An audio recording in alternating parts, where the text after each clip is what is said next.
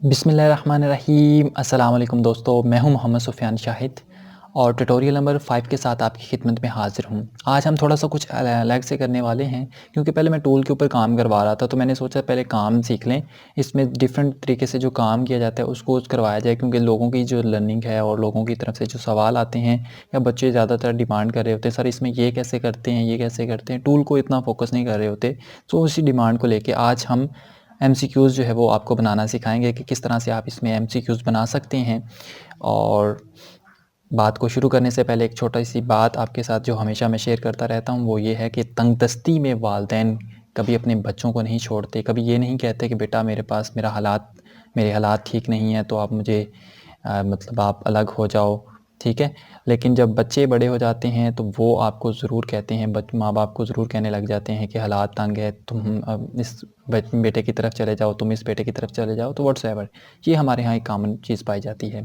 तो चलें आज की वीडियो स्टार्ट करते हैं। सबसे पहले हम एक छोटा एमसीक्यूज़ का नंबर पहले देते होते हैं, उसके बाद हम एमएस वर्ड इज़ सो ये आपकी टाइपिंग स्पीड पे डिपेंड करता है कि आपकी कितनी टाइपिंग स्पीड है। सो यहाँ पर आपने क्या करना होता है, ए बी और सी वो जो आपने देने होते हैं। सिस्टम सॉफ्टवेयर,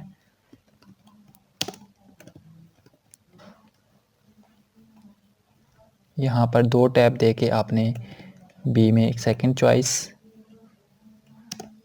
आपने यहाँ पर कॉमा लगाना है, क्योंकि हम वहाँ पर भी इस्तेमाल कर रहे हैं। ये वैसे एक सीक्वेंस के साथ भी कर सकते हैं, लेकिन ज़्यादातर आपने इसी सीक्वेंस में देखा होगा, ठीक है। यहाँ पर आपने सी इस्तेमाल करना है ब्रैकेट यूज़ करके, यहाँ पर आपने लिख देना है पैकेज सॉफ्टवेयर, ठीक है। अच्छा, अब हम एक काम करते हैं कि ये जो है इसी को कॉपी करते हैं और नीचे पेस्ट कर देंगे, ताकि हमें बार बार जो है वो ये ABC जो है वो नहीं लिखना पड़े, ठीक है। सो इतने हमने किए। इसके बाद यहाँ पर ये जो पहला है, इसके बाद यहाँ पे क्वेश्चन नंबर 2 आ जाएगा। सो क्वेश्चन नंबर 2 में हम कोई और सवाल रख लेते हैं, लाइक के बेस ऑफ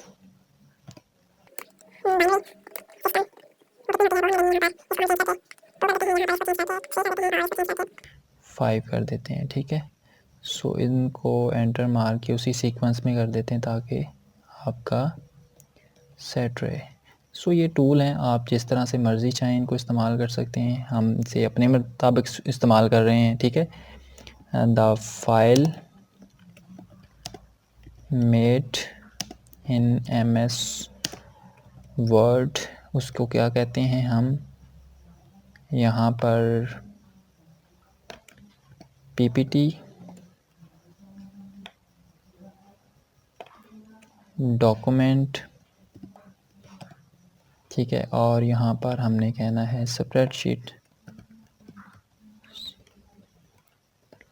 ठीक है। इसको हम टैब के ज़रिए आगे करके एक ही सीक्वेंस में कर लेते हैं, ठीक है। ये देखें, इसी तरह हम यहाँ पर एक और लिख लेते हैं ताकि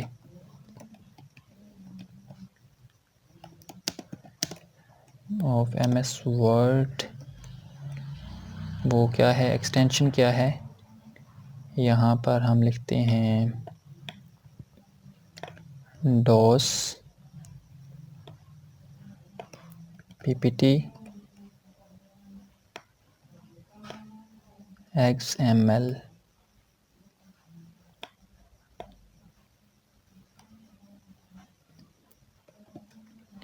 सो इसी को भी हम टैब मार के आगे कर लेते हैं। सो मेरे ख्याल में ये कोई बड़ा मुश्किल काम नहीं था, आसान सा काम है, ये हर कोई आसानी के साथ यहाँ पर कर सकता है, ठीक है। सो ये हो गया आपके पास।